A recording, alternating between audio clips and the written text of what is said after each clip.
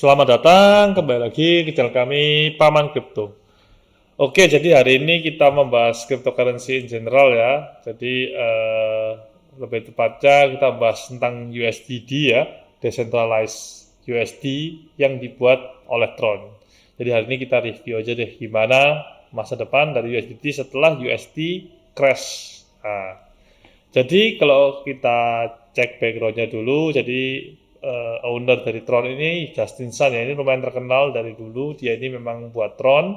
Terus dia itu sempat beberapa sebelum waktu kapan sempat ngobrol sama si Do Kwon, owner dari Luna juga, kalau dia ini bakal membuat decentralized, anggapannya decentralized USD ini algoritma apa ya, stable coin. Nah, stable coin yang berdasarkan algoritma itu. Jadi nggak ada backnya di dunia asli. Nah, jadi karena kemarin dulu Anchor Protocol itu sempat ngasih 20% bunga, dia itu sempat info bahwa dia itu bakal ngasih 30% APY, jadi buat deposito di USDT ya.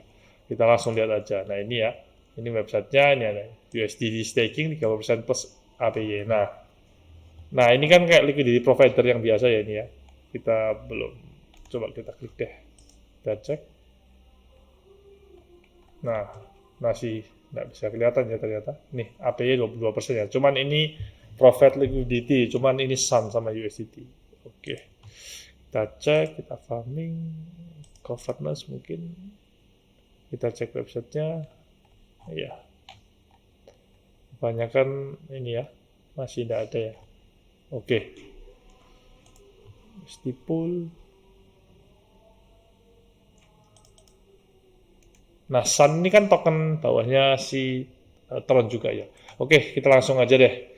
Nah, jadi si Justin ini pingin mengalahin Luna pas itu sebelum crash ya. Jadi pingin dia itu berharap bahwa banyak orang-orang yang bakal deposito di sini. Nah, cuman dengan adanya crash kemarin Luna seperti itu, kita masih tidak tahu nih USDT bakal seperti apa. Karena langsung aja kita cek white papernya ya. Nah, white papernya kita cek. Ini dia. Jadi dia ini membuat decentralized stablecoin. Nah, kita cek ya apa perbedaannya sama USD di Luna. Oke, kita langsung aja. Yang tadi ada di bawah. Nah, ini ya. Gimana caranya kalau ada short term price fluctuate. Ya. Jadi Tron ini kan nggak punya max supply. Jadi sama ya sama Luna ya. Sama-sama nggak punya max supply. Nah, USD ini ternyata, USD ini menurut saya mirip banget sama USD, karena jika USDT ini harganya turun ke 0,9, kita asumsikan mereka itu berharap arbitrage ini akan beli satu USDT dengan harga 0,9, ya kan? Terus menukarkan satu USDT ini ke satu USD worth of Tron di sistem. Jadi sistem itu maksudnya kalau kalian pakai di decentralized exchange di Tron. Jadi kayak tadi di website tadi yang Sun itu kalian swap gitu. Nah, karena dia itu berjanji bahwa satu USD ini bisa jadi satu USD dalam bentuk Tron. Oke ya. Nah, jadi harganya di Binance atau di exchange besar itu dari 0,9 karena banyak yang beli bisa kembali satu, terus orang-orang itu menukarkan semua USDT mereka menjadi Tron di sistem. Nah, sistemnya seperti itu. Jadi ini sama ya, sama kayak Luna sistemnya. Nah, oke. Nah, semoga yang USDT ini nggak terjadi melakukan kesalahan sama seperti Luna ya. Karena kemarin tuh banyak rumor menyatakan bahwa memang Do Kwon itu ada side deals ya. Jadi dia itu jual USD langsung kayak deal-dealan salaman gitu, bukan by system. Nah, itu menurut saya itu yang salah satu hal yang sangat fatal ya. Karena akibatnya kan supply-nya langsung meningkat besar, ada orang megang dalam jumlah besar. Sedangkan kalau ada orang yang mau punya jumlah besar itu, mereka itu pasti menggerakkan pasar.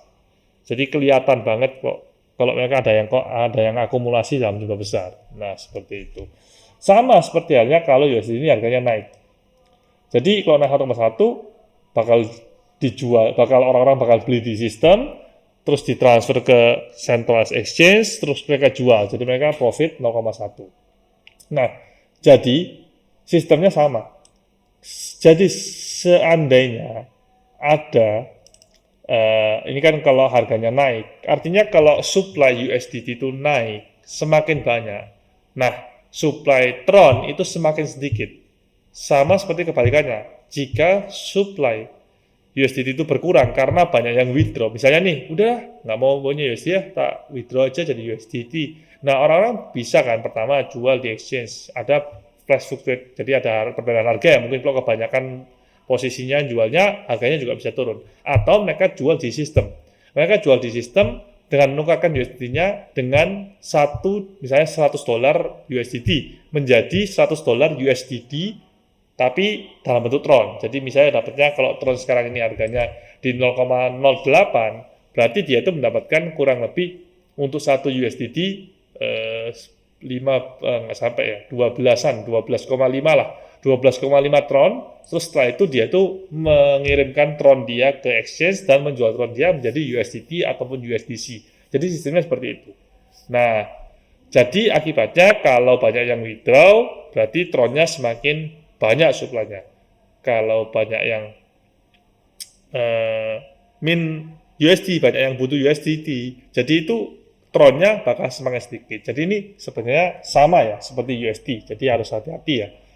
Nah, tinggal kita lihat bedanya kan kalau ini kan apa ya? Ada ya kalau Tron ini sistemnya DPoS ya, Delegate Proof of Stake. Jadi ada super representatif ini yang harus guarantee security dan stability. Jadi mirip ya sama Luna, kan Luna juga ada yang foundationnya, terus ada ya backupnya lah anggapannya. Nah, kalau Tron ini dia ini punya 10 billion ya worth of high liquid asset raised from blockchain industry in literature. Nah, ini kita masih belum tahu ya apa ya maksudnya asetnya apa aja. Mari coba kita cek, barangkali ada nih di Twitternya ya. Nah, ini kan sama ya, Tron DAO Reserve ini kan sama kayak LFG ya, Luna Foundation Reserve ya. Luna Foundation Guard, sorry. Nah, itu sama ya. Oke.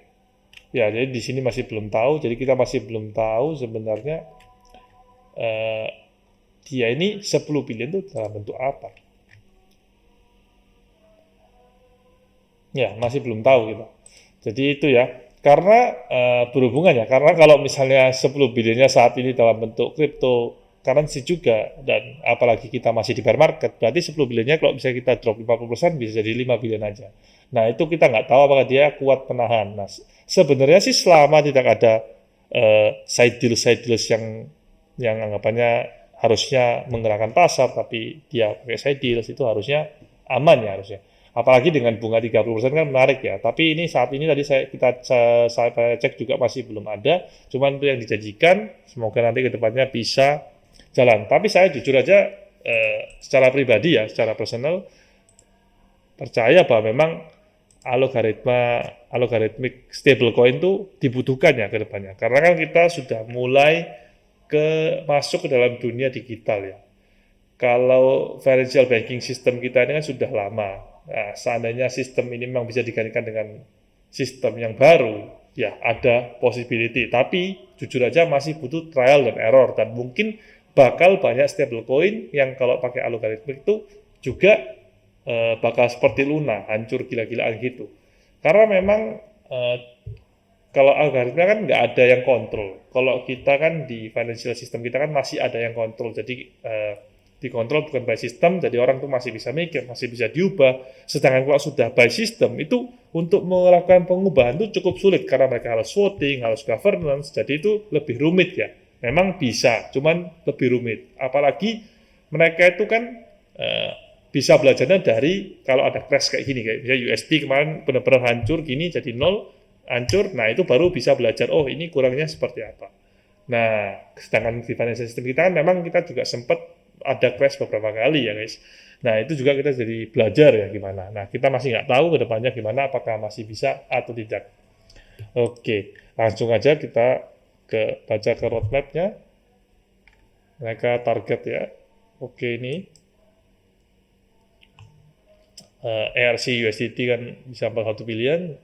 Nah sedangkan USDT yang ada di TRC itu lebih banyak kata dia kan. Seperti itu. Jadi kenapa dia itu membuat USDD? Oke, sekian untuk USDD. Ini juga kontraknya, kalian kalau mau cek bisa ada di Bada semua. Nah, ya, cuman sih saya berharap dari USDD ini semoga dia itu ya bisa mengubah sedikit lah, jangan sama persis dan mirip seperti Luna, sehingga tidak terjadi hal yang sama. Kan banyak banget ya yang korban yang kena Luna juga ya, karena kan harga Luna itu naik karena kan banyak yang mengemin USD, sama sih seperti sistemnya Tron. Jadi seandainya USDT ini bakal booming, harga Tron harusnya juga bakal to the moon ya, karena Tronnya di burn untuk jadi USDT. Sama juga kebalikannya, jika USD-nya jadi nanti banyak yang keluar, Tron-nya juga bakal semakin banyak tokennya. Nah, itu harganya juga bakal turun gila-gilaan. Oke, sekian analisis dari Paman. Semoga membantu. Tetap kalian harus research karena ini analisis personal, jadi bisa salah. Kalau ada yang salah, mohon juga dibenarkan. Tidak apa-apa, DM aja atau komen. Nanti kita sama-sama belajar. Oke, sekian dan terima kasih.